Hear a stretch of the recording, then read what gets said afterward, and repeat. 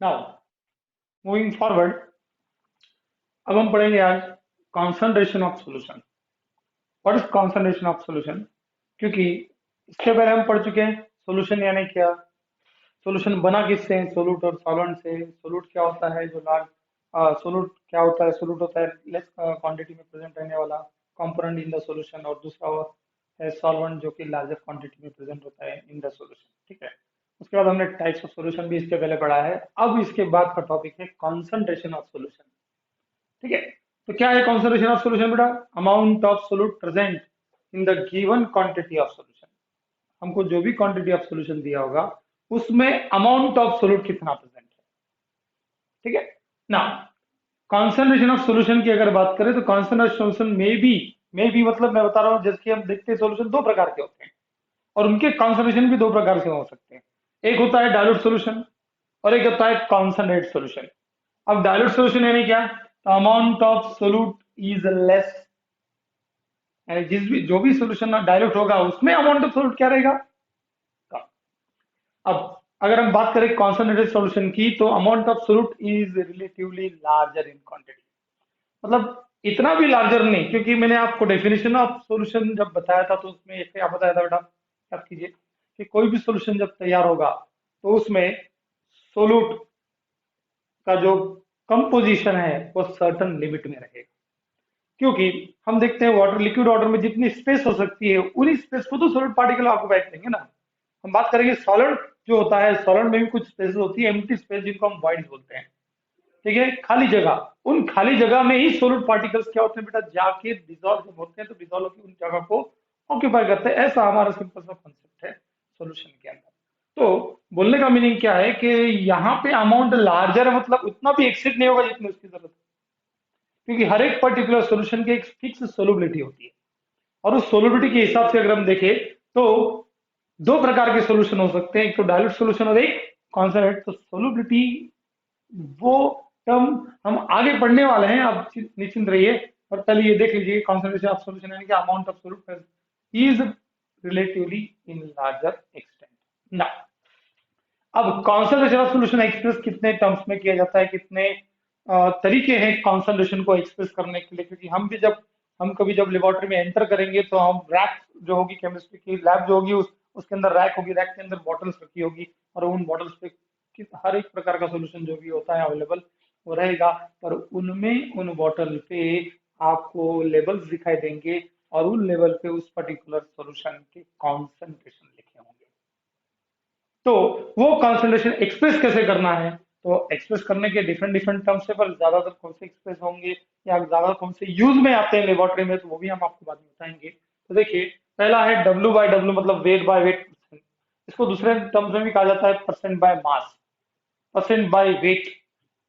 ठीक है, W by W. बाद में W by V, percent, W sorry W by V यानी क्या बेटा, वेट अपॉन वॉल्यूम परसेंट। बाद में वी बाई वी मतलब क्या हो गया, volume by volume percent.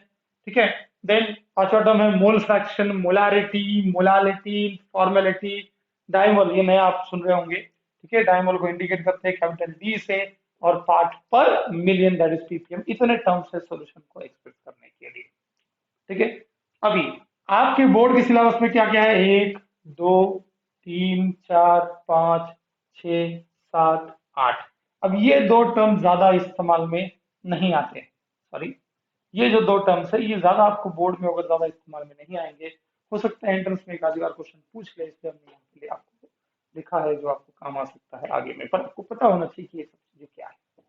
So weight by weight percent, weight by volume percent, volume by volume percent, then mole fraction, molality, formality, demol, then part per million। इतने terms से concentration को express करने की और भी टर्म्स है, पर जो जनरल टर्म्स हमको जो पढ़ना चाहिए, जो आगे हमको काम आते हैं कंसेप्ट के लिए होगा, तो वो हम आपको इसके सामने एक्सप्लेन कर रहे हैं। ठीक है, यहाँ तक क्लियर है पहले? Okay, now we'll see first term, that is W by W, यानी वेट बाय वेट परसेंट यानी क्या। इस वेट बाय वेट परसेंट को हम क्या बोल सकते हैं और बेटा, परसेंट बाय वेट। और क्या बोल सकते हैं बेटा, परसेंट बाय मास। और क्या बोल सकते हैं, मास बाय मास परसेंट। चारों टर्म का मतलब एक ही होता है। ठीक है, then it is W2 gram of solute dissolve in 100 gram of solution और W1 ग्राम ऑफ सॉल्वेंट। ठीक है, ये टर्म हम पहले भी पढ़ चुके हैं, या हम बोलेंगे इन टर्म्स को हमने 11th स्टैंडर्ड के अंदर भी पढ़ा है, या मैं फिर से एक चीज बोलूंगा, मैं सिर्फ इन चीजों को रिवाइज करके दे रहा हूँ, क्योंकि जो कॉन्सेंट्रेशन टर्म्स ये पहले भी आपको हुई है, फिर भी देख लीजिए, अगर कोई नहीं जानता है या भूल गया होगा तो रिवाइज कीजिए। It is W2 gram of solute present in 100 gram of solution. अगर मैं 100 ग्राम ऑफ सोल्यूशन लेता हूँ, उसके अंदर W2 ग्राम ऑफ सोल्यूट, अब ये 2 और 1 क्या है, तो मैंने यहाँ ऊपर लिख के रखा है, आप देख सकते हैं। सॉल्वेंट को हमेशा मैं पहला ही नंबर दूंगा, मतलब अगर मैंने ऐसे लिख दिया कि W1, इसका मीनिंग हो जाता है weight of, yes please, solvent. और अगर मैं ऐसा लिख दूं W2, तो इसका मीनिंग क्या हो जाता है बेटा, वेट ऑफ सोल्यूट। मतलब 2 ये किसके लिए इस्तेमाल हो रहा है, 2 ये सब सब्सक्रिप्ट हम इस्तेमाल कर रहे हैं किसके लिए, सोल्यूट के लिए, और 1 ये टर्म किसके लिए इस्तेमाल कर रहे हैं बेटा, सॉल्वेंट के लिए। यानी अगर आपको ऐसा एब्रिविएशन दिखता है W1, तो समझ जाइए कि W1 यानी वेट ऑफ सॉल्वेंट है, और W2 यानी क्या आएगा बेटा, weight of solute. Now, अभी, so it is W2 gram of solute dissolved in 100 gram of solution और W1 gram of solvent. Since W1 और W2 को जब हम मिक्स करेंगे, यार W1 मतलब सॉल्वेंट का वेट, W2 यानी सोलूट का वेट, जब हम इसको मिक्स करेंगे तो हमको क्या मिलेगा, वेट ऑफ सोल्यूशन, क्योंकि solute plus solvent is equal to solution. ठीक है, now mathematically W by W को कैसे रिप्रेजेंट करेंगे बेटा, तो एक बात क्लियर रखिए कि स्मॉल w और ये capital W, that is equal to W2 upon W1 plus W2 into 100, या फिर हम बोलेंगे W2 अपॉन WS इंटू 100। ठीक है ना, सो ये हो जाएगा mathematical formula for wait by weight percent, मतलब W2 ग्राम ऑफ सोल्यूट कितना प्रेजेंट है दिए हुए वेट ऑफ सॉल्यूशन के अंदर, उसको 100 से मल्टीप्लाई कीजिए, आपको वेट परसेंटेज मिल जाएगा ना। ठीक है, अब इसका कोई यूनिट होता है या नहीं, इट इज यूनिटलेस क्वांटिटी। पूछिए क्यों, तो ध्यान दीजिए इधर कि W2 का वेट, W2 का यूनिट क्या है, ग्राम, इसका भी ग्राम, ग्राम ग्राम कैंसिल होगा, wait by wait percentage unitless quantity है। ठीक है, देन अब एग्जाम्पल अगर हम लेते हैं, जैसे मुझे कोई पर्टिकुलर सॉल्यूशन लेबोरेटरी में एंटर करता हूँ, मुझे कोई सॉल्यूशन दिया हुआ है, जैसे 10% W बाय W का, या मैं इसको बोल सकता हूँ 10% बाय मास।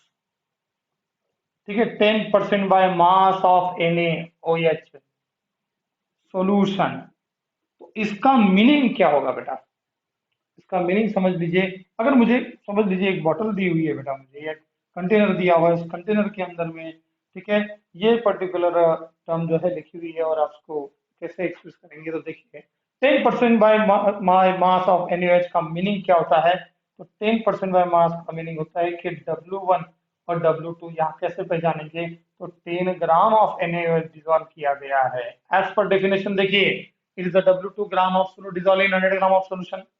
ठीक है, 10 gram of NaOH is dissolved in 100 gram of solution. ठीक है, अब हम जानते हैं क्या कि W1 plus W2 is equal to WS होता है। ठीक है, तो हम क्या बोलेंगे, W1 कितना होना चाहिए, फिर WS minus W2 that is equal to कितना बेटा, 100 माइनस 10 दैट इज 90 ग्राम। मतलब ये एज पर डेफिनेशन के 10 ग्राम ऑफ NaOH डिसॉल्व किया गया है 100 ग्राम ऑफ सॉल्यूशन में, या फिर 90 ग्राम ऑफ सॉल्वेंट में। तो इसी टर्म को मुझे लिखना पड़ेगा इसके आगे कि व्हाट इज 10 यानी 10% बाय मास ऑफ NaOH का मतलब क्या हो गया, तो यहाँ हम लिखेंगे 10 gram of NaOH is present in 100 gram of solution, या फिर मैं बोलूंगा 90 ग्राम ऑफ वाटर। अब वाटर ही क्यों, तो मुझे यहाँ पे एकदम यहाँ इंट्रोड्यूस करनी पड़ेगी, दैट इज एक्वियस। अगर मैं एक्वियस लूंगा तो वाटर बोल पाऊंगा, अदरवाइज सॉल्वेंट दूसरा भी हो सकता है, क्योंकि मैंने कहा सॉल्यूशन बनता है दो कंपोनेंट से, सॉल्यूट और सॉल्वेंट से। तो यहाँ तक क्लियर है कि आपको बेटा, ठीक है, ये क्लियर है। सो इतना टर्म आप लोग लिख लेंगे अच्छे से और याद करेंगे, या आप जाइए एनसीईआरटी की किताब भी पढ़िए, आपको समझ में आएगा। चलिए, नाउ सेकंड टर्म हम देखने वाले हैं बेटा, और उस सेकंड टर्म कौन सी है बेटा, weight by volume percent. It is W2 gram of solute dissolve in 100 ml of solution.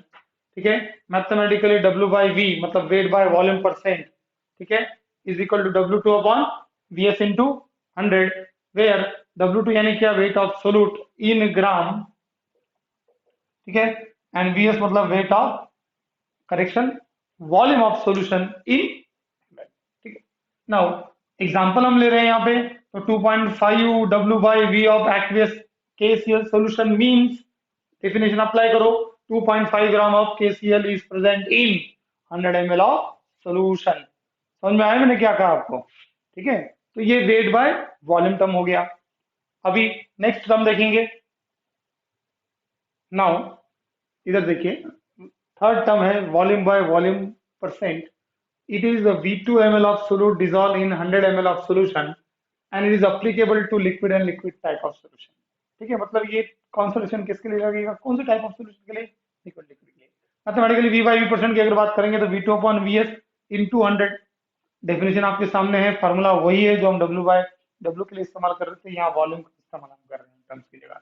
यहाँ V2 यानी क्या है, volume of solute in ml, और VS यानी क्या है बेटा, volume of solution in ml। और एग्जांपल के लिए हमने लिया यहाँ पे 10% volume by volume of, yes, V by V percent of aqueous alcohol solution means 10 ml of alcohol is dissolved in 100 ml of solution और 90 ml of water। ठीक है, यहाँ तक क्लियर है। नाउ प्रीवियसली हमने wait by weight, weight by volume और volume by volume ये terms हमने पढ़ी थी। आज हम पढ़ेंगे मोल फ्रैक्शन, ठीक है। So mole fraction यानी क्या? It is the ratio of number of moles of a component to that of total number of moles of all components present in the solution। ठीक है, सबसे पहले बात, इस पर्टिकुलर मोल फ्रैक्शन के definition में हम देख रहे हैं नंबर ऑफ मोल्स की टर्म इन्वॉल्व हो रही है। अब नंबर ऑफ मोल्स यानी क्या होता है बेटा, नंबर ऑफ मोल्स यानी weight upon molecular weight of a substance. ठीक है, मैथमेटिकली हम नंबर ऑफ मोल्स को n से दिखाते हैं। मैंने कहा for a component A Na is equal to WA upon Ma। ठीक है, नाउ अभी एग्जांपल भी ले लेता हूं, देख लीजिए, जैसे कि मुझे निकालना है number of moles of water. ठीक है, मुझे दिया क्या है बेटा, मुझे दिया है, सपोज मान के चलिए W2 दिया था 18 ग्राम ऑफ वाटर, और मॉलिक्यूलर वेट ऑफ वाटर कितना है बेटा, मॉलिक्यूलर वेट ऑफ वाटर कितना है, यस 18 ग्राम। सो अगर हम बात करें number of moles is equal to weight upon molecular weight, formula था, तो 18 by 18 that is equal to 1, इसका यूनिट आएगा मोल। तो नंबर ऑफ मोल्स कितने हो गए बेटा, 18 ग्राम ऑफ पानी में 1 मोल। नाउ ये नंबर ऑफ मोल्स निकालने का तरीका हो गया। अभी हम बात कर रहे हैं कि मोल फ्रैक्शन यानी क्या, तो it is a ratio of number of moles of a component to that of total number of moles of all component present in the solution. ठीक है, जनरली इसको डिनोट किया जाता है कैपिटल एक्स से। ठीक है, अब अगर हम बात करें कैपिटल एक्स से डिनोट कर रहे हैं, तो कंसीडर कीजिए एक आधा कोई binary solution, consider a binary solution A B, ठीक है, and Na and Nb be the number of moles of components A and B respectively,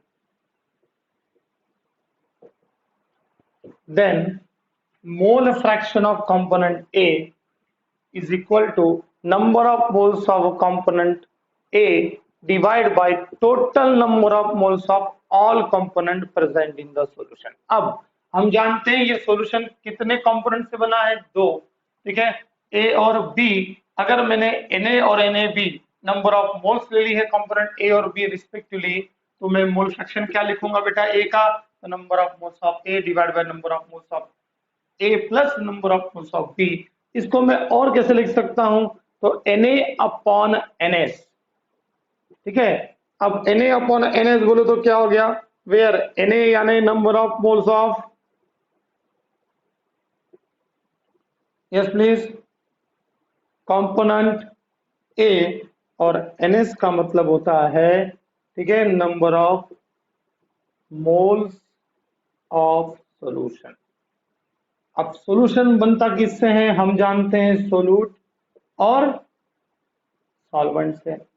ठीक है। तो number of moles of solute, number of moles of solvent, इनका sum हमको देता है number of moles of solution. So ये हो गया किसके लिए बेटा, नंबर ऑफ मोल फ्रैक्शन किसका हो गया, कंपोनेंट ए का।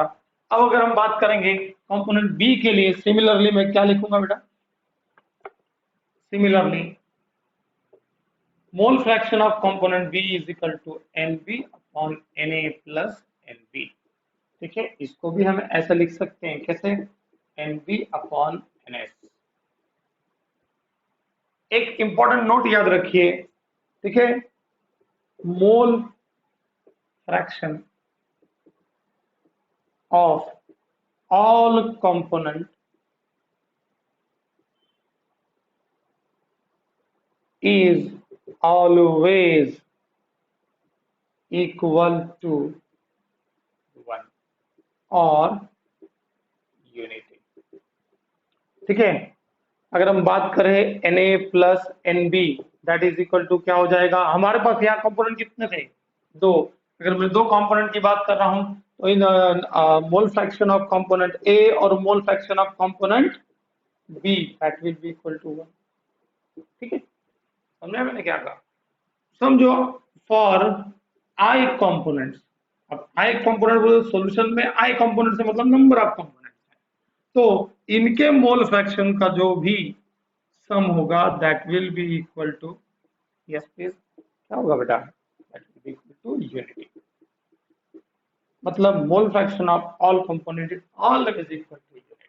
मतलब ये कितना आसान हो जाता है, अगर हम किसी प्रॉब्लम को सॉल्व करेंगे और हमको अगर मोल फ्रैक्शन ऑफ ए पता है और कंपोनेंट सॉल्यूशन बना हुआ है दो कंपोनेंट से, तो इस फॉर्मूले का इस्तेमाल करके हम दूसरे का भी मोल फ्रैक्शन आसानी से निकाल सकते हैं। ठीक है, यहाँ पे क्लियर हो गया बेटा। ओके, नाउ देखिए, अभी इसमें एक चीज और कि mole fraction of all component को आप बंद कर दें। Now take an example and problem of mole fraction. पहला प्रॉब्लम ले रहे हैं, calculate the mole fraction of ethyl alcohol if 4.6 gram of ethyl alcohol is dissolved in 18 gram of water. तो पहले ध्यान रखिए कि आपको दिया क्या है बेटा, रेट ऑफ वाटर आपको दिया हुआ है, ठीक है, W ऑफ H2 आपको दिया हुआ है 18 ग्राम, वेट ऑफ इथाइल अल्कोहल आपको दिया हुआ है 4.6 ग्राम। ठीक है, बाकी चीजें भी आपको दी रहेगी, जैसे मॉलिक्यूलर वेट अगर दिया रहता है, नहीं दिया रहा तो एक चीज मैं क्लियर करता हूं कि आपको यहाँ पे एटॉमिक वेट ऑफ क्या बेटा एलिमेंट्स दिए रहेंगे। ठीक है, उससे आप इजीली मॉलिक्यूलर वेट अगर निकाल लेंगे। अभी हमको जरूरत किसकी है, तो मॉलिक्यूलर वेट ऑफ H2। तो मॉलिक्यूलर वेट ऑफ H2 आप वैसे तो जानते हैं, निकालना भी जानते हैं, मॉलिक्यूलर वेट कैसे निकालते हैं, फिर भी मैं एक बार बता देता हूं कि मॉलिक्यूलर वेट of H2O कैसे निकालते हैं, तो it is the sum of atomic masses of all the element present in the solution. तो 2H प्लस O, तो 2 इंटू 1 प्लस 16, ये 1 क्या है बेटा, एटॉमिक वेट ऑफ हाइड्रोजन है। ठीक है, ऑक्सीजन का एटॉमिक वेट कितना है बेटा 16, तो इसका अगर हम सम करेंगे तो हमको क्या मिलेगा बेटा 18 ग्राम पर मोल, ये मॉलिक्यूलर वेट का यूनिट है। ऐसे ही आप इथाइल अल्कोहल का भी निकाल सकते हैं। इथाइल अल्कोहल का मॉलिक्यूलर वेट कैसे निकालेंगे, रफ में निकाल लीजिएगा, कोई दिक्कत नहीं। इथाइल अल्कोहल का मॉलिक्यूलर फार्मूला है C2H5OH, देन 2 कार्बन है बेटा, 6 हाइड्रोजन है और 1 ऑक्सीजन है। तो 2 इंटू 12 प्लस 6 इंटू 1 प्लस 16, अगर मैं इसका सम करता हूं that will be comes to 46 gram per mole, ये इसका मॉलिक्यूलर वेट हो गया। तो molecular weight of ethyl alcohol कितना है बेटा 46 ग्राम। नाउ आपको पूछा क्या है यहाँ पे, calculate the mole fraction of ethyl alcohol. तो mole fraction of ethyl alcohol is equal to question mark, but mole fraction का डेफिनेशन क्या है, it is the ratio of number of moles of a component to that of total number of moles of all component present in the solution. तो अगर मैं formula भी लिखने की कोशिश करूं मोल फ्रैक्शन का, तो क्या होगा, number of moles of yes ethyl alcohol divide by number of moles of ethyl alcohol plus number of moles of H2O। ठीक है, तो यहाँ पे मुझे नंबर ऑफ मोल्स निकालने पड़ेंगे पहले इथाइल अल्कोहल के, साथ में number of moles of water निकालने पड़ेंगे और वैल्यू पुट करके आंसर निकालना पड़ेगा। So number of moles of ethyl alcohol is equal to क्या होगा, weight of ethyl alcohol divide by molecular weight of ethyl alcohol. तो यहाँ पे वेट कितना दिया है आपको इथाइल अल्कोहल का 4.6 और मॉलिक्यूलर वेट कितना है बेटा 46। नाउ ये आ जाएगा तुम्हारा 0.1 मोल। सिंस ये नंबर ऑफ मोल्स हम निकाल रहे हैं, मोल नंबर ऑफ मोल्स निकाल के मोल फ्रैक्शन के फॉर्मूले हमको ये वैल्यू पुट करनी है, देन हमको मोल फ्रैक्शन ऑफ इथाइल अल्कोहल मिलेगा। ठीक है, इजी है, कोई बड़ी बात नहीं है। H2O इज इक्वल टू यहाँ पे molecular weight of H2O, sorry weight of H2O divide by molecular weight of H2O। तो ये 18 ग्राम आपको दिया हुआ है, मॉलिक्यूलर वेट भी 18 है, तो इसके टोटल नंबर ऑफ मोल्स आ जाएंगे 1। नाउ अब यहाँ पे हमको निकालना है मोल फ्रैक्शन, तो mole fraction of ethyl alcohol is equal to number of moles of ethyl alcohol divide by number of moles of ethyl alcohol plus number of moles of H2O। ठीक है, तो नंबर ऑफ मोल्स इसका कितना है 0.1 और water का कितना मोल है बेटा 1। हम इसको ऐड करेंगे, सॉल्व करेंगे, तो ये आंसर कितना आएगा 1.1।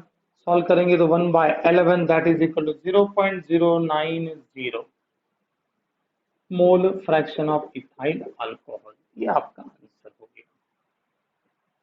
ठीक है, अब इसमें एक क्वेश्चन ऐसा भी साथ में आएगा कि calculate mole fraction of all the component present in the solution. तो हमने एक का तो निकाल लिया है और ये देखा जा रहा है कि मोल फ्रैक्शन ऑफ जो है इथाइल अल्कोहल का तो हमने निकाल लिया है, साथ में हम वाटर का भी तो निकाल सकते हैं। ठीक है ना, क्योंकि ये जो सॉल्यूशन बना होगा इथाइल वाटर का ये बाइनरी सॉल्यूशन है, तो बाइनरी सॉल्यूशन के लिए मोल फ्रैक्शन का फार्मूला क्या आएगा। ठीक है, x1 plus x2 is equal to 1। ये हमने पहले भी आपको समझा के दिया, हम किसके लिए इस्तेमाल करते हैं सॉल्वेंट के लिए, और 2 किसके लिए इस्तेमाल करते हैं बेटा सोल्यूट के लिए। यहाँ सोल्यूट है इथाइल अल्कोहल और सॉल्वेंट कौन है वाटर। तो सिंपल बात है कि हम वाटर का भी मोल फ्रैक्शन यहाँ पे हम निकाल सकते हैं। तो वाटर का मोल फ्रैक्शन अगर हमको निकालना है तो मैं फार्मूला कौन सा इस्तेमाल करूंगा 1 माइनस यस प्लीज XE। तो 1 माइनस XE का वैल्यू कितना है 0.0909 that is equal to 0.0991। This is the mole fraction of water also. यानी हम मोल फ्रैक्शन हर एक कंपोनेंट का निकाल सकते हैं, बस ये बात हमको पता होनी चाहिए कि एक का भी हमको मिला तो हम दूसरे के भी वहां से निकाल सकते हैं, अगर वो बाइनरी सॉल्यूशन है तो कोई बड़ी बात नहीं।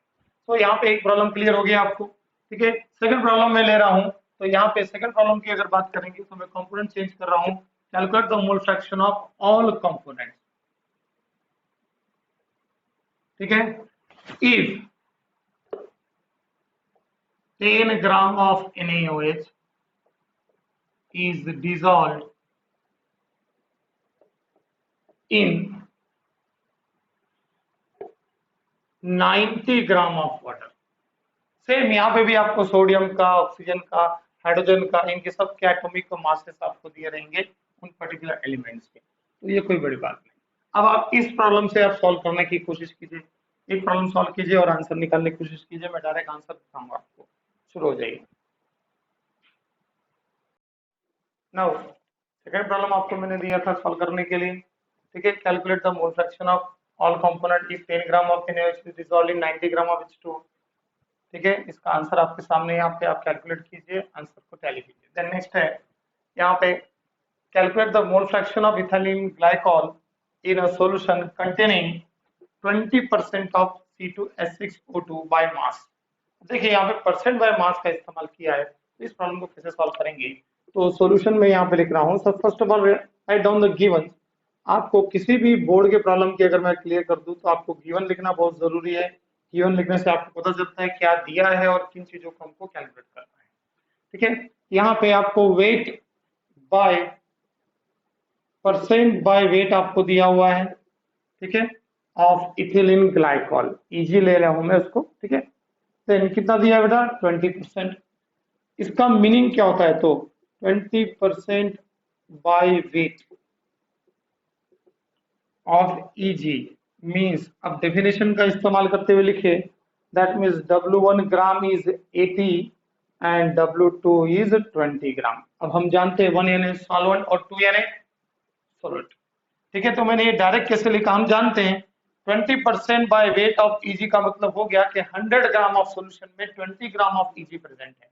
Eg मतलब इथिलीन ग्लाइकॉल। ठीक है, तो उस बेसिस का इस्तेमाल करके, डेफिनेशन का इस्तेमाल करके डायरेक्ट वैल्यूज मैंने लिखी।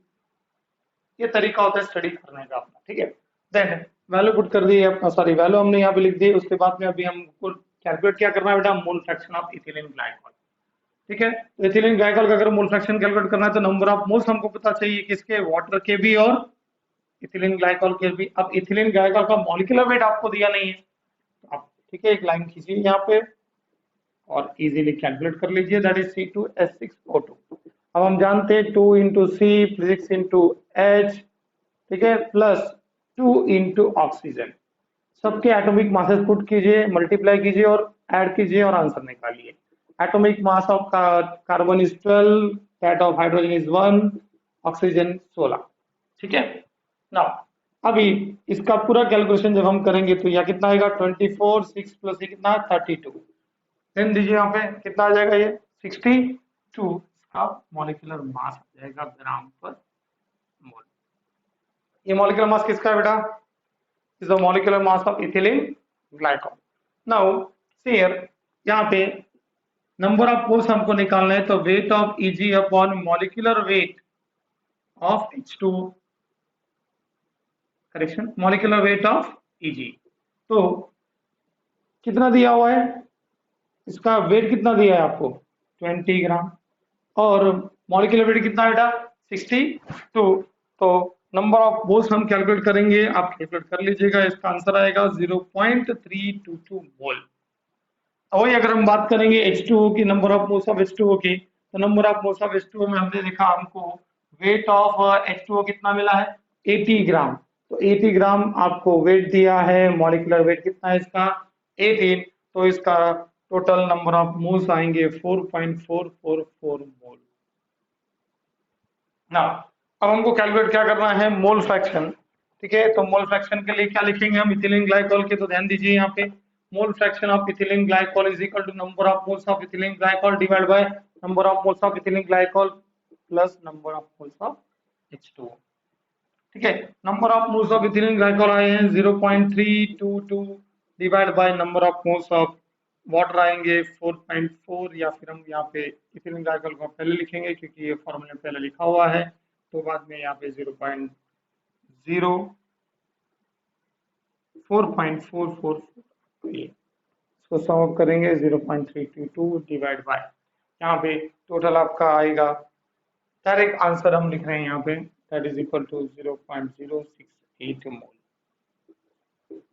तो mole fraction of calculation base है, आप कर सकते हैं, कोई बड़ी बात नहीं। इथिलीन ग्लाइकॉल का मॉलिक्यूलर मोल फ्रैक्शन आपका आ रहा है 0.068 मोल, ठीक है। नाउ यहाँ पे वाटर का अगर पूछ लेते तो आप क्या करते बेटा, 1 माइनस एक्स Eg, तो ये कितना आ जाएगा 0.068, दैट इज इक्वल टू आपका आंसर टोटल आ जाएगा 0.932। कैलकुलेशन पोर्शन में आपके ऊपर छोड़ रहा हूँ, कहीं गलती है तो आप चेक कर लीजिएगा, बाकी चांस थोड़ा कम है गलती होने का, फिर भी ध्यान दीजिए। यहाँ पे आपके दोनों के मोल फ्रैक्शन में निकाल लिए थे ग्लाइकोल एज वेल एज, पर इस प्रॉब्लम की एक खासियत मैंने पहले बताया आपको, यहाँ पे डायरेक्ट मासेस आपको नहीं दिए हैं सोलूट के और सॉल्वेंट के, आपको परसेंट बाय मास के थ्रू मोल फ्रैक्शन निकालते हैं। तो ऐसे कुछ प्रॉब्लम्स आपको मिल सकते हैं, क्योंकि ये प्रॉब्लम इंटरमीडिएट प्रॉब्लम्स कहलाएंगे। ऐसा क्यों कि जब भी कोई एंट्रेंस में, ठीक है, प्रॉब्लम आपको आएगा तो उस दौरान होगा ये कि आपको परसेंट बाय मास बीच में से दिया रहेगा, प्रॉब्लम बड़ा होगा थोड़ा, पर आपको मोल फ्रैक्शन का इस्तेमाल करके कुछ दूसरे कैलकुलेशंस करने पड़ेंगे, तो उसके लिए आपको परसेंट बाय मास से क्वेश्चन आ सकते हैं, तो इसकी तैयारी कीजिएगा, ठीक है। चलिए आगे बढ़ते हैं। Now next concentration term is molarity. It is defined as it is number of moles of solute dissolved per liter or decimeter cube of solution. It is denoted by capital M. फिर से देखिए मैंने क्या कहा, it is number of moles of solute dissolved per liter or decimeter cube of solution. मतलब ये कि कितने moles of solute dissolve किए गए हैं per liter of solution. That will give you molarity of solution. So molarity is equal to number of moles of solute dissolved per liter of solution or volume of solution in liter, ठीक है। Mathematically molarity is defined as capital M is equal to N2 upon Vs in litre. यहाँ पे M यानी molarity of solution है, N2 यानी number of moles of solute है, VSN volume of solution in litre, या फिर हम बोलेंगे डेसीमीटर क्यूब में है। ठीक है, डेसीमीटर क्यूब का मतलब एक बार फिर समझ लीजिए, भूल जाते हैं बच्चे बार बार, कि ये DM का होल क्यूब है। ठीक है, दैट इज, इसको रीड कैसे करते हैं, तो 1 decimetre is equal 1 DM cube is equal to 1 decimetre cube होता है। दैट मीन्स 1 लीटर के बराबर होगा ये, दैट मीन्स 1000 ml के बराबर होगा, और ये 1000 सेंटीमीटर क्यूब के बराबर है। नहीं, सभी चीजें इक्वल होगी, मतलब आप ये याद रखिए कि 1 DM क्यूब मतलब 1 लीटर, दैट मीन्स 1000 ml। ठीक है ना। अभी यहाँ पे जनरली होता ये है कि जब भी हम सॉल्यूशन तैयार करते हैं तो हमको हमेशा नंबर ऑफ मोल से दिए हुए तो नहीं रहेंगे हमको, तो हमको क्या दिया रहेगा, वेट दिया रहेगा, या सर्टन ml ऑफ सॉल्यूशन बनाना पड़ेगा, जैसे 100 ml हो गया, 50 ml हो गया, 500 ml सॉल्यूशन भी हो सकता है। तो इस समय हम इस फॉर्मूले का इस्तेमाल करेंगे, तो हमारा शायद हमको पहले नंबर ऑफ मोल्स निकालना पड़े, फिर हमको ml को लीटर में कन्वर्ट करना पड़े। तो एक शॉर्टकट सा फॉर्मूला इसके लिए हम इस्तेमाल करेंगे, और वो शॉर्टकट सा फॉर्मूला कैसा रहेगा, ध्यान दीजिए। यहाँ पे मैं क्या बोल रहा हूँ कि इफ कंडीशन दी है W2 gram of solute is dissolve in, कहा मैंने W2 gram of solute is dissolve in,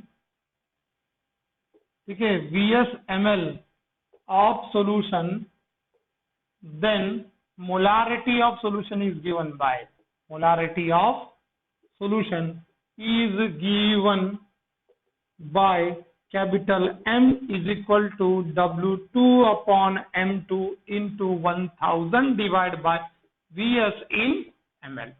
ठीक है, अब ये फॉर्मूला आया कहां से और कैसे आया है ये भी मैं समझा देता हूं आपको, थोड़ा ध्यान दीजिए यहाँ पे कि volume of solution in litre है, इसी को मैं लिख रहा हूं 1000 बाय VS इन ml। ठीक है, ये कंसर्न याद रखिए। दूसरा कंसर्न ये कि W2 अपॉन M2 ये होता क्या है, वेट अपॉन मॉलिक्यूलर वेट, और वेट अपॉन मॉलिक्यूलर वेट यानी नंबर ऑफ मोल्स। अगर हम वैल्यू पुट करते हैं तो फॉर्मूला कैसे बनेगा बेटा। ठीक है, यहाँ मैं करेक्शन कर रहा हूँ एक बार फिर से, दैट इज 1 बाय VS इन, ठीक है, लीटर, कैन बी रिटर्न, मैंने कहा 1 bye VS in liter can be written as 1000 by VS in ml।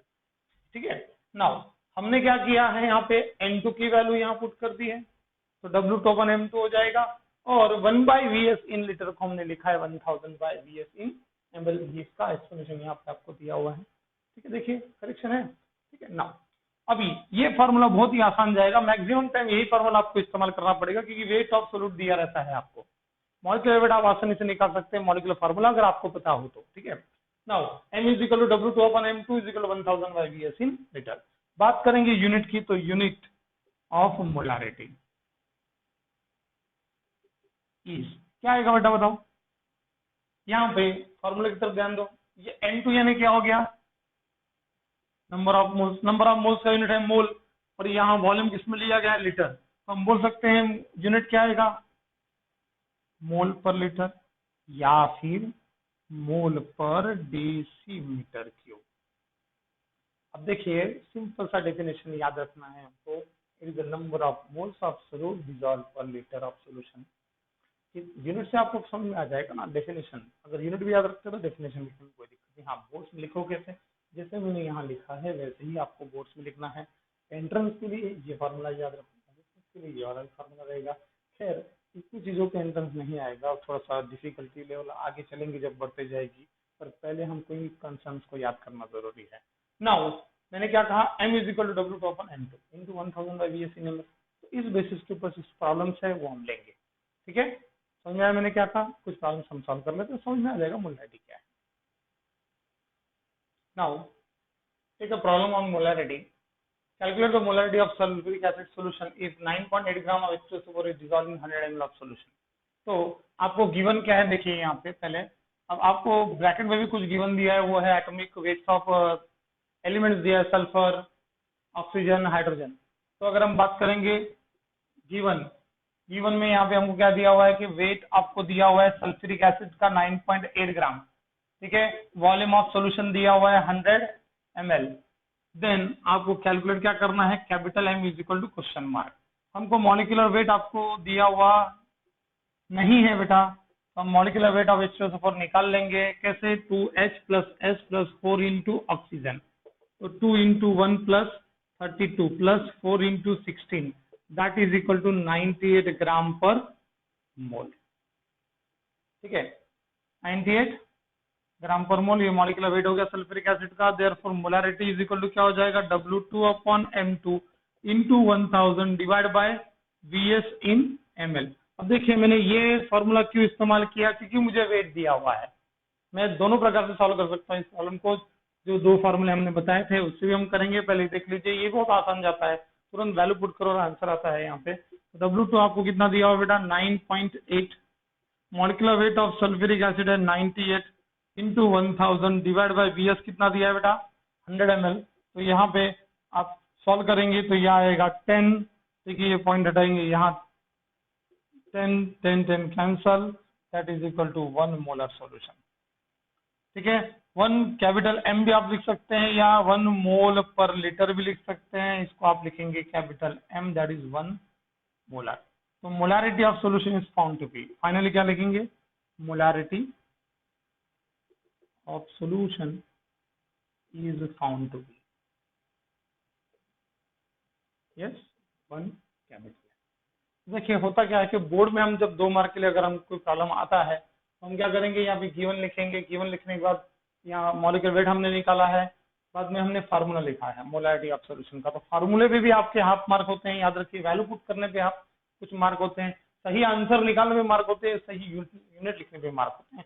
अगर मैं 2 मार्क को डिस्ट्रीब्यूट करूँ तो मैं यहाँ पे, ठीक है, फार्मूले पे आधा मार्क दूंगा, वैल्यू पुट करने पे आधा मार्क दूंगा, ठीक है, यहाँ पे सही आंसर के लिए मैं आधा मार्क दूंगा और सही यूनिट के लिए मैं आधा मार्क दूंगा। इस प्रकार से मार्क का डिस्ट्रीब्यूशन है 2 मार्क्स का। ये बोर्ड के लिए हो गया। अच्छा, अब हम क्या करेंगे, अगर मैंने कहा कि मुझे ये फार्मूला नहीं इस्तेमाल करना है तो ऐसे खाओ वैसे खाओ, प्रॉब्लम तो वैसे ही होने वाला है। वैसे भी ऐसे करो या वैसे करो, number of moles in litre है तो हमको वॉल्यूम का सोल्यूशन का कितना दिया हुआ है, 100 ml दिया है। इसको ही मैं लीटर में करूंगा तो 0.1 आएगा। ठीक है, नंबर ऑफ मोल्स निकालने पड़ेंगे मुझे सोल्यूट के, तो W2 अपॉन M2 होगा। W2 कितना है बेटा, 9.8 दिया हुआ है और ये 98 मॉलिक्यूलर वेट है, ये 0.1 आएगा। Therefore capital M is equal to 0.1। ये इक्वेशन नंबर 1 ले रहा हूँ, तो equation number 1 implies 0.1 upon 0.1 that is equal to 1 capital. ये बन जाएगा आपका मोलैरिटी। आप ऐसे सॉल्व करो, ऐसे सॉल्व करो, कोई दिक्कत नहीं, ये सिंपलेस्ट प्रॉब्लम है। ठीक है, एक सेकंड प्रॉब्लम हम ले रहे हैं, देखिए कैसे। Now second problem that is थोड़ा सा ये डिफिकल्ट प्रॉब्लम है, थोड़ा ध्यान देंगे बेटा, क्योंकि इस टाइप के प्रॉब्लम आपको एंट्रेंस में, नीट में खासकर ऐसे प्रॉब्लम पूछे जाते हैं। सॉल्व करने में ज्यादा टाइम नहीं लगेगा, सिर्फ कैलकुलेशन आपका अच्छा होना चाहिए। देखिए 6.90 मोलर सोल्यूशन आपको दिया हुआ है KOH का, साथ में ये बोला गया है कि इसको वाटर, ये वाटर का सोल्यूशन है, मतलब एक्वियस सोल्यूशन है, contain 30% by mass of KOH।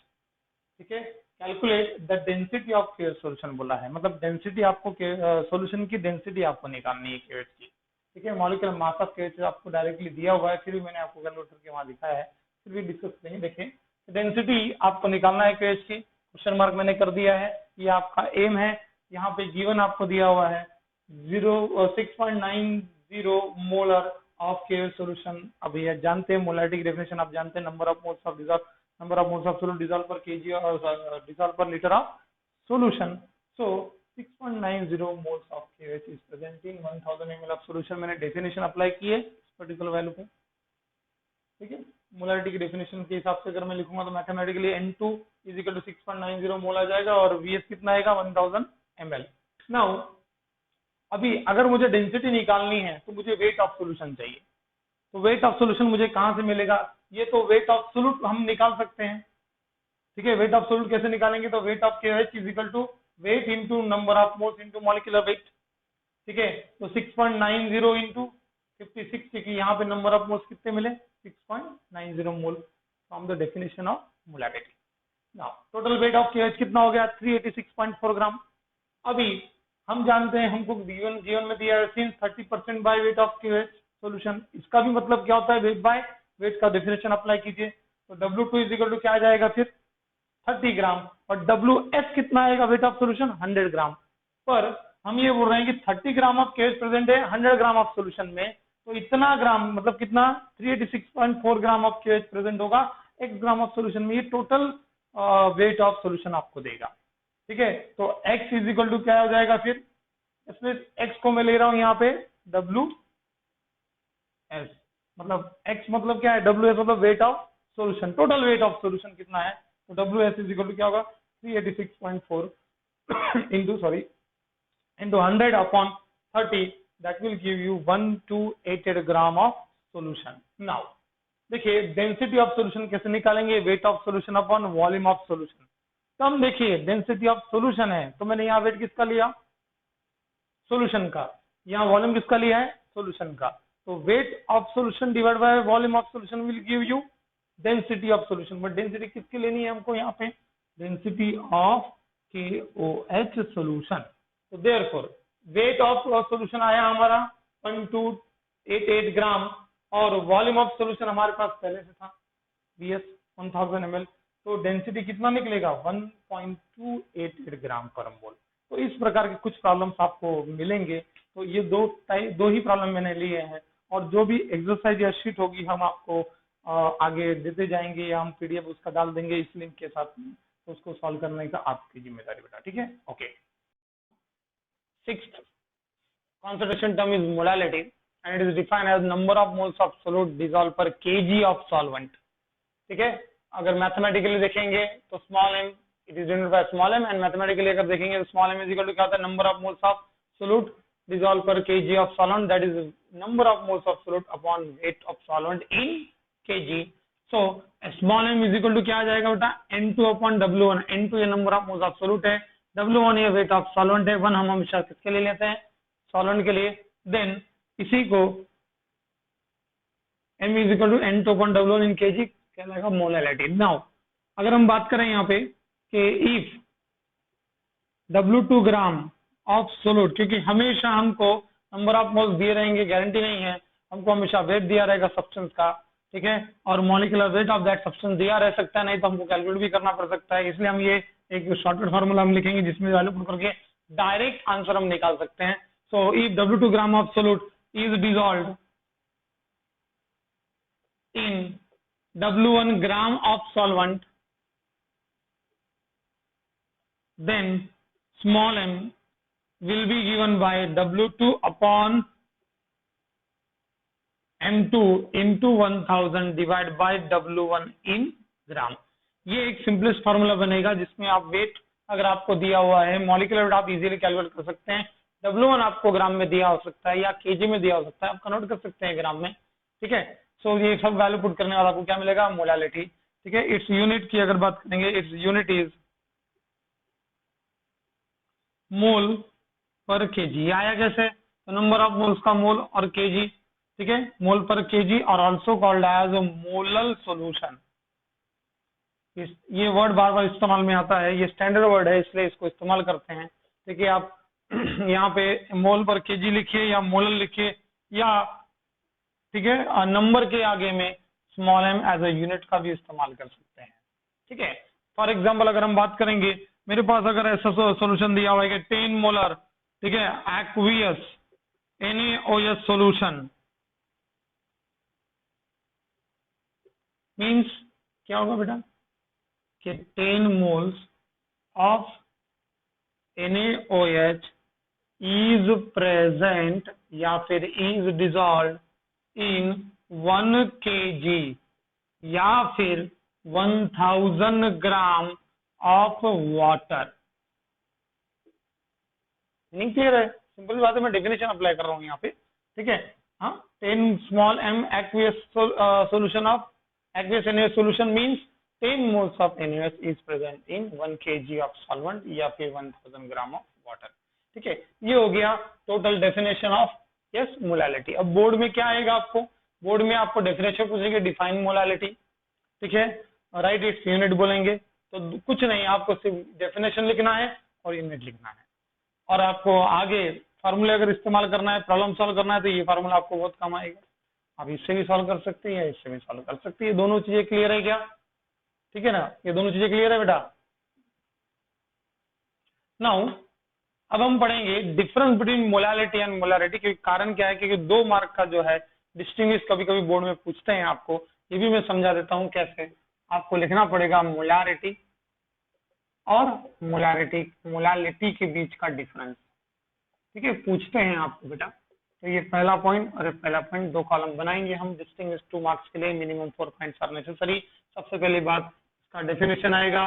क्या आएगा इसका definition? Number of moles of solute dissolve पर वॉल्यूम ऑफ सॉल्यूशन और पर लीटर ऑफ सॉल्यूशन। ठीक है, यानी दैट इज कैपिटल एम। और इसका क्या आएगा? Small m is equal to number of moles of solute divided by yes weight of solvent in kg। ये पहला पॉइंट ऑफ डिफरेंस हो गया किसके बीच का बेटा? मोलालिटी और मोलारिटी का। दूसरा पॉइंट ऑफ डिफरेंस आप उसका यूनिट लिख सकते हैं। यूनिट क्या है इसका यूनिट बेटा? मोल पर लीटर। अगर इसकी बात करेंगे यूनिट क्या आएगा इसका? मोल पर केजी। ये दूसरा डिफरेंस हो गया। तीसरा डिफरेंस, ठीक है, इट डिपेंड्स अपॉन टेम्परेचर। ठीक है, molality does not depends on temperature. अब ये फैक्टर को मैं समझा देता हूं, कौन से टर्म टेम्परेचर पे डिपेंड करते, कौन से नहीं, इसको आपको याद रखना पड़ेगा। जैसे कि मैंने कहा वॉल्यूम बाय वॉल्यूम परसेंट, ठीक है, कैपिटल एम एन। देन और कोई टर्म आपको याद हो तो बताओ, जिनमें वॉल्यूम टर्म आती हो तो याद कीजिए। ठीक है, नहीं तो देखिए इसमें वॉल्यूम टर्म आती, इसमें भी वॉल्यूम टर्म आती, इसमें भी वॉल्यूम टर्म आएगी। ठीक है, तो ये कैसे है बेटा? They are dependent of temperature. ठीक है, टेम्परेचर डिपेंडेंट है। अगर हम बात करेंगे किसकी बेटा? मोल फ्रैक्शन की, वेट बाय वेट परसेंट की। यहाँ एक और फैक्टर हम डाल सकते हैं, वेट बाय वॉल्यूम परसेंट। ठीक है ना, सो वेट बाय वेट की। उसके बाद में यहाँ पे हम लेंगे molality, that is small m, part per million. ये सभी चीजें टेम्परेचर पे डिपेंड नहीं करती।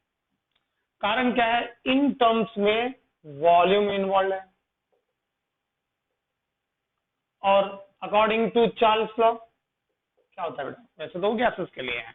अगर हम बात करेंगे सॉल्यूशन में तो वेंट ऑफ चार्ल्स लॉ भी हम पढ़ने वाले इस चैप्टर में एंडिंग में। तो उसके हिसाब से अगर देखेंगे तो इनमें वॉल्यूम टर्म आती है। और सिंपल सी बात है, अगर वॉल्यूम इन्वॉल्व है तो टेम्परेचर के साथ वॉल्यूम भी चेंज होती है। अगर टेम्परेचर बढ़ा तो वॉल्यूम भी बढ़ेगा। ठीक है, मैंने कहा क्या बोला बेटा? मैंने फिर से देखिए, ध्यान दीजिए, टेम्परेचर बढ़ा तो वॉल्यूम भी बढ़ता है क्योंकि चार्ल्स लॉ यही है, टेम्परेचर वर्सेस वॉल्यूम ना। ठीक है, वॉल्यूम बढ़ा, सॉरी टेम्परेचर बढ़ा तो वॉल्यूम भी बढ़ेगा। एक सिंपल सा कॉन्सेप्ट है। ठीक है, नाउ इनमें कोई भी टर्म वॉल्यूम का इन्वॉल्व नहीं है। देखो, अगर मैं मोलालिटी की बात करूंगा तो यहाँ आप देख रहे हैं number of moles of solute dissolve पर केजी ऑफ सॉल्वेंट। सॉल्वेंट लिया है पर मेजर किसमें किया है? केजी में। ठीक है, यहाँ वॉल्यूम का टर्म इन्वॉल्व नहीं है, ये बात को समझ के चलिए। इसीलिए टेम्परेचर डिपेंडेंट है और ये टर्म्स टेम्परेचर इंडिपेंडेंट है। नाउ अब तीसरा पॉइंट हो चुका है। चौथा पॉइंट, अब आपको क्या लिखना है? It is denoted bye, simply, ज्यादा तान नहीं देने का दिमाग पे। ठीक है, बोर्ड्स में ज्यादा दिमाग लगाना नहीं। जितनी चीजें आपको बहुत शार्पली यानी बहुत आसानी से हो सकती है उनको आसानी से कीजिए। ठीक है, तो कैपिटल एम। और चौथा अगर हम बात करेंगे, it is denoted by small m. समझ में आया? इसमें एक और पॉइंट क्या लिख सकते हैं आप? नंबर ऑफ सोल्यूट और solute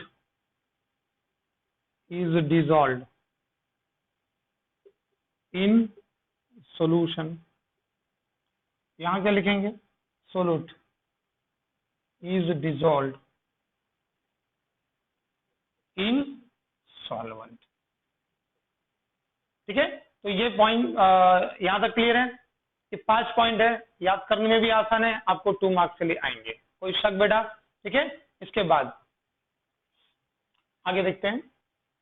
Now we'll see problems on molality and weight by weight percent। एक साथ में प्रॉब्लम ये आते हैं, ये बोर्ड में पूछेंगे, आपको एंट्रेंस में भी आपको पूछने के चांसेस हो सकते हैं। आपको मोलालिटी दी रहेगी या वेट बाय वेट परसेंट पूछ लेंगे या डेंसिटी ऑफ सॉल्यूशन पूछ लेंगे। तो प्रॉब्लम डिपेंड करेगा कि कैसे पूछा है। आपको इन टर्म्स को इंटर रिलेट करना पड़ेगा एक दूसरे से। तो हमने उसका एक एग्जांपल यहाँ पे लिया हुआ है, solution of glucose, molecular mass आपको ग्लूकोज का दिया in water is labelled as, मतलब एक सॉल्यूशन दिया है जिसके ऊपर 10% बाय मास का लेबल लगाया हुआ है ग्लूकोज का, ठीक है। What would be the molarity and molality of, या मोलालिटी और molality of that particular solution आपको गिवन है ऊपर से, डेंसिटी ऑफ सॉल्यूशन 1.2 ग्राम पर ml। तो इसको सॉल्व कैसे करेंगे, थोड़ा सा दिमाग लगाइए। हमको गिवन क्या दिया हुआ है, देखिए सॉल्यूशन में परसेंट बाय मास आपको दिया हुआ है 10%, ठीक है। इसका मतलब ही होता है कि 10 gram of glucose is present in 100 gram of solution. ये आया कहाँ से, ये आया है definition of weight by weight percent से, ठीक है ना, हमने पढ़ाया था आपको। देन उसके बाद दैट इज और इन 90 ग्राम ऑफ वाटर, तो W2 ग्राम क्या हो जाएगा बेटा from this statement 10 gram, W1 कितना हो गया इस स्टेटमेंट से 90 ग्राम। सो डेंसिटी भी आपको दी हुई है, तो हम पहले कैलकुलेट करेंगे मोलालिटी, क्योंकि ये चीज इजी, क्योंकि हमको मास दिया हुआ है सॉल्वेंट, क्या दिया हुआ है, हमको मास दिया हुआ है सॉल्वेंट का, तो मोलालिटी निकालना आसान है, क्योंकि W2 हम जानते हैं, M2 हम जानते हैं, 1000 बाय W1 इन ग्राम हम जानते हैं, ठीक है। तो molality is equal to value put करेंगे, आंसर क्या आएगा, देखिए 10, W2 कितना दिया 10 ग्राम, मॉलिक्यूलर वेट 180 है, ठीक है। 1000 डिवाइड बाय 90 ग्राम, 90 ग्राम आया कहाँ से, weight of solvent from the definition of weight by weight percent. Then हमने इसको सॉल्व किया तो आंसर कितना आ गया 0.618 small m, that is molar solution. Now in order to calculate molarity, अब मोलैरिटी कैसे निकलेगी, मास दिया हुआ है आपको, वेट ऑफ सॉल्यूशन कितना होना चाहिए, ये यहाँ नहीं लिखा था हमने वहां लिखा, और उसकी जरूरत क्यों है तो बताएंगे, ठीक है। वेट ऑफ सॉल्यूशन आपको 100 ग्राम है, क्योंकि आप देख रहे हैं यहाँ पे 10 gram of glucose dissolve in 100 gram of solution, तो W हो गया 100।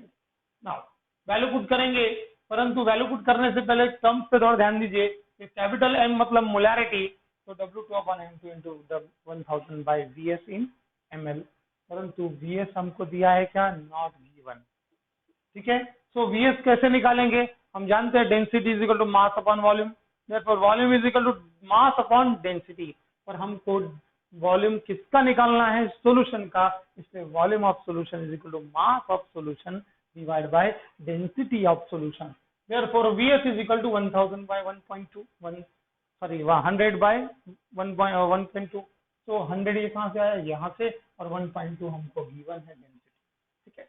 अगर सॉल्व करूंगा तो मुझे मिलेगा 83.3 ml, that is volume of solution.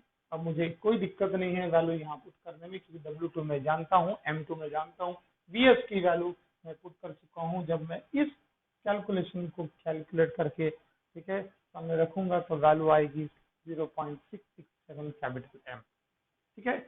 यानी हमने जो रिक्वायर्ड था हमारा, what would be the molarity and molality, ये दोनों चीजें हमने कैलकुलेट की है।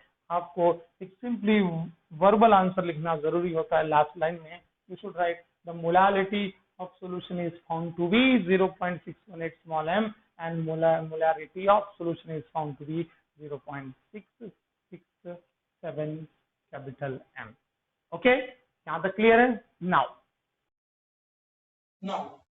next concentration term is normality. It is defined as number of gram equivalent of solute dissolved per liter of solution. Okay, it is denoted by capital M. एक बार आप read कर लीजिए, मैंने कहा number of gram equivalent of solute dissolved per liter of solution denoted by capital M, that is N is equal to number of gram equivalent volume of solution in liter, ठीक है। But हम जानते हैं कि number of ग्राम करते हैं क्या होता है बेटा, वेट अपॉन इक्विवेलेंट वेट, ठीक है। बहुत से बच्चों को इक्विवेलेंट वेट निकालना नहीं आता है, फिर से ध्यान दीजिए, याद नहीं है तो फिर से देखिए, equivalent weight of solute is equal to molecular weight of solute divide by n factor. अब n फैक्टर क्या होता है तो मैंने यहाँ डिटेल लिख के रखा है, देखिए, और s is number of species replaceable for 1 mole of each, मतलब किसी भी सब्सटेंस के 1 मोल, कोई भी एसिड का 1 मोल कितने प्लस आयन देता है, उससे हमको पता चलेगा उसका n फैक्टर कितना है। अगर हमको n फैक्टर पता चलता है तो molecular weight divide by n factor कीजिए, आपको इक्विवेलेंट वेट मिल जाएगा। इक्विवेलेंट वेट पता है तो वेट अपॉन इक्विवेलेंट वेट का रेशियो निकाल लीजिए, आपको मिल जाएगा नंबर ऑफ ग्राम इक्विवेलेंट पता है तो वॉल्यूम ऑफ सॉल्यूशन से डिवाइड कर लीजिए, आपको मिल जाएगा। मुझे रिवर्स में जाना पड़ रहा है क्योंकि इसमें एक से एक के बाद एक टर्म थोड़ा सा अंदर है। तो नॉर्मलिटी यानी नंबर ऑफ ग्राम यूनिट कैसे निकालेंगे, तो weight upon equivalent weight of solute, तो कैसा molecular weight upon n factor, तो molecular weight upon n factor में एन फैक्टर क्या है, तो एसिड के लिए नंबर ऑफ एक्सप्रेशन रिप्रेजेंट, जब हम उसको डिसोसिएट करते हैं तो कितने एक्सप्रेशन मिलते हैं, फॉर एग्जांपल एक्सप्रेशन मिलेंगे दो, ठीक है ना। यहाँ पे बेस की बात करते हैं, for base number of OH minus ion replaceable from one mole of it, for example MgOH twice कितना है बेटा, n इज इक्वल टू 2, क्यों, क्योंकि 2 OH माइनस आयन देता है। अगर हम सॉल्ट की बात करेंगे बेटा, सॉल्ट की positive charge on total cations in the salt, मतलब एक एग्जांपल लेंगे Na2CO3 का, तो जब Na2CO3 को पानी में डालते हैं तो उसको क्या करते हैं, 2 Na प्लस आयन और 1 CO3 को माइनस आयन मिलता है, ठीक है, तो यहाँ पे हम लिख सकते हैं n इज इक्वल टू, ठीक है, that is equal to n। अभी यहाँ पे ये तो हो गया फॉर्मेट, ठीक है, डिफाइन करने का तरीका। और जब हम प्रॉब्लम सॉल्व करने की बात आएगी तो प्रॉब्लम सॉल्व करते समय हमको ये पता चाहिए कि हमको हमेशा नंबर ऑफ ग्राम करंट नहीं दिए रहेंगे, तो फिर से वही फिनोमेना, कौन सा, if W2 gram of solute is dissolved in Vs ml of solution, then capital N is equal to W2 upon E2 into 1000 divided by Vs in ml, where E2 यानी क्या बेटा, equivalent weight of solute, ठीक है, समझ में आया। तो यहाँ पे अगर मैं एग्जांपल लेता हूं तो मेरे पास अगर समझ के चलिए 1.5 नॉर्मल का सॉल्यूशन है, मैंने यूनिट नहीं बताया है, इसका यूनिट होता है नॉर्मल, एज वेल एज मैं बताऊंगा, पहले देख लीजिए, मैंने लिखा 1.5 n का मीन क्या होता है, mean 1.5 yes gram equivalent of solute is present in, yes please, 1000 ml of solution, ये हो गया।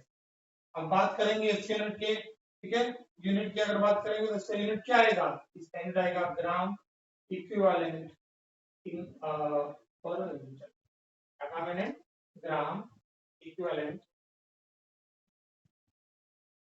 पर यूनिट इसका आएगा। पॉइंट एक बार फिर से बता देता हूं क्या है, normality is defined as number of gram equivalent of solute dissolve per litre of solution, that is volume of solution in litre. इसका मीनिंग समझ लीजिए, नंबर ऑफ ग्राम इक्विवेलेंट का वेट अपॉन इक्विवेलेंट वेट, और यहाँ पे equivalent weight of solute यानी molecular weight upon n factor, then for n factor for acid number of moles of H+ion replaceable, number of moles of OH minus replaceable for base, and positive total positive charge present on all cations present in the salt, इन सब के oxygen state भी आप बोलेंगे तो भी चलेगा, मैं यहाँ पे पॉजिटिव चार्ज की जगह में लूंगा OS, ठीक है, oxygen state of all cations present in that particular salt, ठीक है, उसका जो भी वैल्यू बनेगा that will be your n factor, और n फैक्टर वैल्यू मिलेगा इक्विवेलेंट से आप ग्राम इक्विवेलेंट वेट मिलेगा, नंबर ऑफ ग्राम इक्विवेलेंट और number of gram equivalent, full नाम clear, okay. Now there is a relationship between n and n, ये क्या relation देखिए, normality is equal to capital N into n factorial small, ठीक है, और normality is equal to molarity into molecular weight upon equivalent weight, ये भी एक बनता है, क्योंकि इक्विवेलेंट वेट जब हम निकालते हैं तो molecular weight into n factor करते हैं, ये बात को याद रखिए, ठीक है ना। सो अभी अगर हम आगे बढ़ेंगे यहाँ पे, तो normality n is equal to normal, यहाँ पे n यानी क्या है, नॉर्मलिटी ऑफ सॉल्यूशन है, m यानी मोलरिटी ऑफ सॉल्यूशन है, और स्मॉल n यानी n factor for that solute है, ठीक है। एक क्वेश्चन मैंने लिया है यहाँ पे एग्जांपल के रूप में, देखिए what will be the molarity of H3PO4 acid solution if its molarity, correction, if its normality is 1.2 normal, तो सॉल्यूशन आपको दिया है n is equal to 1.2 normal, ठीक है, दैट इज इक्वल टू क्या होगा बेटा, ये गिवन है आपको, तो n इज इक्वल टू क्या है, m into n, और m इज इक्वल टू क्या होगा, क्योंकि हमको निकालना क्या है बेटा, molarity is equal to question mark, ठीक है, तो molarity n upon n, but n factor for H3PO कैसे निकालेंगे, डिस्ट्रीब्यूट करेंगे, 3x प्लस आयन ये देता है हमको P4 3 माइनस आयन मिलता है, साइन फैक्टर कितना आएगा 3, तो मोलारिटी इज इक्वल टू क्या हो जाएगा 1.2/3, that is equal to 0.4 molar. ठीक है, समझ में आया क्या बेटा? ये क्लियर हो गया। ये प्रॉब्लम फार्मूला याद रखना है आपको, एंट्रेंस के लिए बहुत काम आएगा। Now, what is formality? Is the eighth term of concentration. It is defined as it is the number of formula mass of solute, या फिर हम बोलेंगे number of formula mass of salt dissolved per liter of solution. It is represented by capital F. Now, you should know why formality is used. Formality is used for ionic substances. Formality जो होती है ये ionic substances के लिए इस्तेमाल होती है। इसका नोट भी मैंने आपको यहाँ दिया है, देख लीजिए। इंपॉर्टेंट नोट क्या है कि ionic substances does not exist as a discrete molecule. मतलब आयनिक सब्सटेंस एक सिंपल मॉलिक्यूल्स के यानी सिंगल मॉलिक्यूल के रूप में प्रेजेंट नहीं रहते हैं। ये क्या रहते हैं? डिस्क्रीट रहते हैं, मतलब सॉरी डिस्क्रीट नहीं रहते हैं, एक साथ जुड़े होते हैं बहुत सारे पार्टिकल्स, बहुत सारे इनके फार्मूला यूनिट जो एक साथ जुड़े होते हैं सॉल्ट के। जैसे एक NaCl नहीं होगा, आप एक NaCl का टुकड़ा ले लीजिए, उस एक NaCl के पीस के अंदर, टुकड़े के अंदर there will be large number of NaCl units, NaCl formula unit. ठीक है, इसलिए hence the term mole is not used for them. So what will be used then? Formula mass is taken. इनका molecular mass नहीं लेते हैं, तो formula mass जो है इनका हम यूज नहीं, हम इनका molecular सॉरी मैंने कहा कि मोल ये टर्म उनके लिए इस्तेमाल नहीं करते, इनके लिए इस्तेमाल करते हैं term number of formula mass of solute. ठीक है, सेकंड चीज और एक याद रखिए कि ये कोई डिफिकल्ट चीज नहीं है जो आप सोच रहे हैं कुछ क्या ये नया है, नया कुछ भी नहीं है। फार्मूला मास आप जैसे मॉलिक्यूलर मास ऑफ सॉल्ट निकालते हैं या कोई भी सब्सटेंस का मॉलिक्यूलर मास निकालते हैं, वैसे ही मॉलिक्यूलर मास ऑफ सॉल्ट निकालिए, आपको मिल जाएगा फार्मूला मास ऑफ सॉल्ट। ठीक है, नाउ व्हाट इज फॉर्मेलिटी? तो यहाँ पे मैथमेटिकली हमने लिखा है formality is equal to number of formula mass of solute divide by volume of solution in litre. ठीक है, here number of formula mass of solute यानी क्या होता है? Weight of solute upon formula mass of solute. In formula mass of solute is equal to क्या होता है? Yes please, atomic mass of all cation and anions present in 1 mole of salt. 1 mole of salt में जितने भी cations और anions present हैं इनके masses का sum, that is called as formula mass of solute. Then example के लिए हमने यहाँ पे लिया हुआ है, फिर से देखिए एग्जांपल हमने एक लिया है कि फार्मूला मास ऑफ सॉल्ट कैसे निकालते हैं। तो सिंपलेस्ट तरीका है, मैंने Na2CO3 यहाँ पे लिया हुआ है, तो 2 मोल्स ऑफ Na मैंने यहाँ पे लिया है, प्लस 1 मोल ऑफ कार्बन है, 3 मोल ऑफ ऑक्सीजन है। इनके 1 मोल मतलब उसके एटॉमिक मास के बराबर होता है, इसमें 2 into atomic mass of Na and atomic mass of carbon, इनको ऐड कीजिए, आपको मिलेगा यस इज 106। 106 क्या है बेटा? Formula mass of Na2CO3। Now simplified formula हम लिख रहे हैं, जैसे हमने मोलारिटी के लिए लिखा था, तो वो फार्मूला क्या होगा? फॉर्मुलिटी of salt will be given by W2 upon F2 into 1000 by Vs in ml। यहाँ पे F2 यानी क्या है? Formula mass of solute, that is salt. तो ये पॉइंट क्लियर हो गया आपको बेटा? इस प्रकार से हम फॉर्मुलिटी निकाल सकते हैं सब्सटेंस की। Okay, now part per million, ninth term in concentration, it is defined as it is a part of solute present per million of parts of solution, or it is W2 gram of solute present per 10⁻⁶ parts of solution। ठीक है, इसको इस प्रकार से याद करेंगे तो कभी याद नहीं रहेगा, इसको मैथमेटिकली याद रखिए। जनरली ये पार्ट पर मिलियन अप्लीकेबल कहाँ है? तो देखिए part per million term is applicable to दो solution which contains very trace amount of solute or very minute amount of solute। मतलब ऐसे सॉल्यूशन जिनमें सोलूट के प्रमाण बहुत ही कम होते हैं, बहुत ही ट्रेस अमाउंट में होते हैं। ठीक है, जैसे हमारे ब्लड के अंदर Na+ K+ आयंस के जो आयंस है, ये जो होते हैं सॉल्यूशन के अंदर, उनका अमाउंट बहुत ही कम होता है। अगर हम बात करेंगे सी वाटर की या किसी भी वाटर की, तो उसमें जो डिजॉल्व ऑक्सीजन होता है उसका भी प्रमाण बहुत कम होता है। एयर में जो पॉइजनस गैसेस है, कार्बन मोनोऑक्साइड, SO3 गैस, ठीक है, NO गैस, ये जो गैसेस है, ये गैसेस का भी जो अमाउंट है बहुत ही कम मात्रा में होता है। तो इन पर्टिकुलर टर्म्स के कॉन्सेंट्रेशन को एक्सप्रेस करने के लिए पार्ट पर मिलियन ये कॉन्सेप्ट इस्तेमाल किया जाता है। सो पार्ट पर मिलियन को याद रखने के लिए आप मैथमेटिकली याद रखेंगे तो it will be so better. Therefore part per million यानी W2 upon MAWS into 10⁶ wait of solute upon weight of solution into 10⁶। ठीक है, देन एक एग्जांपल ले लेते हैं तो आपको समझ में आएगा कि इस प्रॉब्लम कैसे आते हैं। और मैं क्लियर कर दूं, डायरेक्ट प्रॉब्लम्स आते हैं इस पे, चाहे वो एंट्रेंस हो या बोर्ड्स हो। ठीक है, calculate the concentration of dissolved oxygen. मैंने कहा calculate the concentration of dissolved oxygen in part per million if 1 liter of sample of sea water is found to be contain 5.8 gram into 10⁶ या 5.8 into 10⁶ gram of dissolve oxygen. एक चीज और आपको यहाँ given the हुई है, ठीक है, दैट इज कौन सी, यहाँ पे density of sea water is given to you 1.03 gram per CC.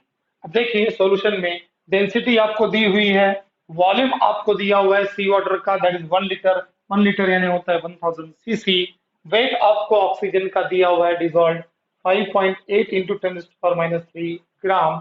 और W1 आपको नहीं दिया हुआ है, याद कीजिए, करेक्शन, WS आपको नहीं दिया, वेट ऑफ सॉल्यूशन आपको नहीं दिया हुआ है। ठीक है, तो हम वेट ऑफ सॉल्यूशन कैसे निकालेंगे, सिंपल सा है, mass of solution is equal to density into density of solution into volume of solution, या फिर density is equal to mass upon volume. Therefore mass is equal to density into volume. तो हम दोनों की value put कर देंगे, density दी है, volume दिया हुआ है, हमको मास ऑफ सॉल्यूशन मिल जाएगा। ठीक है, पार्ट पर मिलियन निकालना है हमको डिजॉल्व ऑक्सीजन का। फॉर्मूला क्या होगा, W2 अपॉन WS इंटू 10⁶। तो 5.8 इंटू 10⁻³ अपॉन, ये क्या है बेटा, W2, ये है WS इंटू 10⁶। जब मैं कैलकुलेट करूंगा तो मेरा आंसर आएगा 560 पार्ट पर मिलियन। ठीक है, then concentration of dissolved oxygen in sea water is 5.63 part per million. Now listen here, हमने अभी तक आपको weight by weight, weight by volume, volume by volume, molarity, molality, normality, formality और part per million और mole fraction, इतने terms आपको पढ़ा के दिए हैं। और ये सभी टर्म्स आपको 11th स्टैंडर्ड में भी आते हैं। मैं आपसे रिक्वेस्ट करूंगा आप ये सभी चीजों को एक बार रीड कीजिए, और जितने भी प्रॉब्लम आपको इस पे आप सॉल्व कर सकते हैं एक बार कर लीजिए, क्योंकि इनके इंटर रिलेटेड प्रॉब्लम्स, एक दूसरे से रिलेटेड प्रॉब्लम्स आपको आएंगे। ठीक है, जैसे मैंने आपको एक प्रॉब्लम बताया था मोलारिटी और मोलालिटी निकालने का, बाय परसेंट बाय मास आपको दिया हुआ था और डेंसिटी आपको दी हुई थी। तो इस प्रकार से इनके इंटर रिलेटेड प्रॉब्लम्स आपको entrance as well as board में 4-4 मार्क के लिए, 3-3 मार्क के लिए आपको पूछते हैं। ठीक है, एंट्रेंस में भी आपको डायरेक्ट क्वेश्चंस आते हैं, नंबर ऑफ मॉलिक्यूल्स दिए होते हैं। ठीक है, और मोलारिटी पूछ जाती है। 2004 का एक क्वेश्चन इसी प्रकार का है, यूरिया के नंबर ऑफ मॉलिक्यूल्स दिए थे और मोलारिटी पूछी थी। तो ये सिंपल सिंपल प्रॉब्लम्स आएंगे, आप कोशिश कीजिए। ठीक है, एक शीट तैयार कीजिए, कुछ 10 से 15 प्रॉब्लम्स की, अच्छे क्वेश्चंस की जो प्रीवियस ईयर पूछे गए हैं, आप सॉल्व कीजिए। कोई भी दिक्कत आती है तो हम बैठे हैं, हमें आप व्हाट्सअप कर सकते हैं, हम आपको टाइम देंगे 5 to 6 PM का। उस समय आप कोई भी क्वेश्चन हमें व्हाट्सएप पे मेरे नंबर पे डालिए, मैं आपको उसको सॉल्व करके या उसकी जो भी डिफिकल्टी है उसको क्लियर करके मैं आपको दूंगा। Okay, thank you.